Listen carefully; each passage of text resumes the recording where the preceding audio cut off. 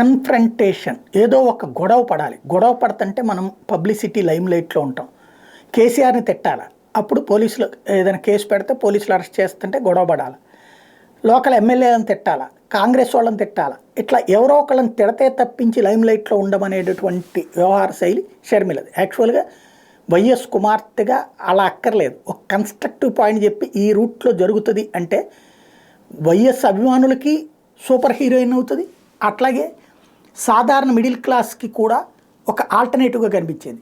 కానీ రఘురామకృష్ణరాజు లేకపోతే కనుక ఏదో ఏది రోజు దాన్ని ఏమంటారు అటెన్షన్ సీకింగ్ కోసం చేసేటటువంటి వ్యవహార శైలి ఏదైతే ఉంటుందో అదే రాంగ్ స్టెప్.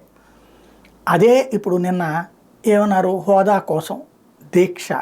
దీక్ష అంటే జంతర్ మంతర్ దగ్గర పెడతారు, రోజంతా కూర్చుంటారు, నడుస్తుంది. అక్కడ దీక్షా శిబిరం పెట్టి ఏపీ భవన్ దగ్గరకు వచ్చి అక్కడ దీక్ష చేస్తానంటది. జంతర్ మంతర్ దగ్గర జరగాల్సింది ఏపీ భవన్ దగ్గర. ఏపీ భవన్లో దీక్షలకు ఉండదు అవకాశం. దాంతో మా అన్న నన్ను అడ్డుకుంటున్నాడు, ఇక్కడ మోడీకి భయపడిపోతున్నాడు, అట్లాగే ధర్నా కాసేపు కూర్చుని వెళ్ళటం.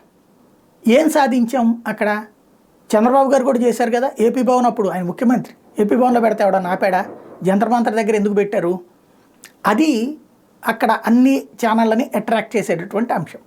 కాబట్టి ఇక్కడ ఏదో ఒక వివాదం అన్నటువంటిదే షర్మిల ఉద్దేశం కాబట్టి నడుస్తూ ఉంటుంది.